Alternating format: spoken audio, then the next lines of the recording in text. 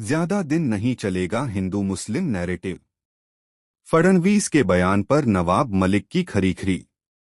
BMC चुनाव के बीच में मुंबई में राजनीतिक सरगर्मी तेज हो गई है।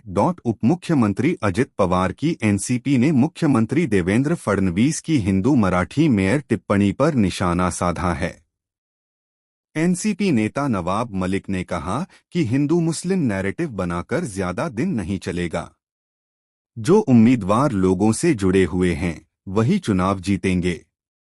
नवाब मलिक ने क्या कहा?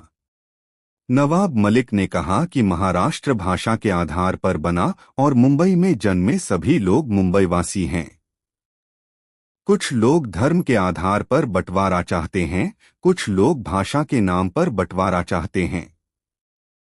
जो हिंदू मुस्लिम नैरेटिव बनाया जा रहा है वह ज्यादा दिन नहीं चलेगा। उन्होंने कहा कि जब किसी पार्टी को हार का डर लगता है तो वह धर्म का सहारा लेती है।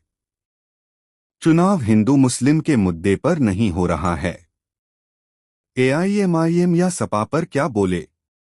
नवाब मलिक ने आगे कहा कि मुंबई के वार्ड में अलग अलग परिस्थितियां हैं और अलग अलग तरीके से चुनावी मुद्दे हैं। जो उम्मीदवार लोगों से जुड़े हुए हैं वही चुनाव जीतेंगे। हम एनसीपी सबको साथ लेकर चुनाव लड़ रहे हैं। हमने सभी धर्मों के उम्मीदवारों को मैदान में उतारा है। नवाब मलिक ने एआईएमआईएम या समाजवादी पार्टी सपा पर कहा कि इन दलों से कोई सीधा मुकाबला नहीं है। ज्यादातर सीटों पर हमारी सीधी लड़ाई बीजेपी और शिंदे गुट से है। एआईएमआईएम और समाजवादी पार्टी सिर्फ एक विधानसभा क्षेत्र तक सीमित हैं। बीजेपी के साथ सरकार में गठबंधन पर बेबाक राय। नवाब मलिक ने बीजेपी के साथ सरकार में गठबंधन को लेकर कहा कि हम अपने विचारों के साथ सरकार में हैं।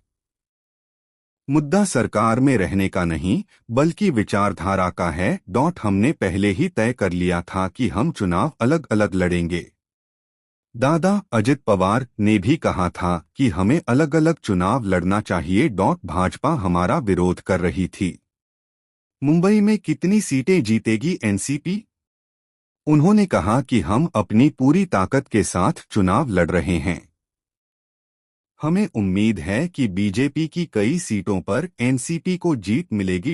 एकनाथ शिंदे के क्षेत्र में भी हमारी पार्टी को जीत मिलेगी। हमें उम्मीद है कि मुंबई शहर में 30 से अधिक सीटों पर एनसीपी को सफलता मिलेगी।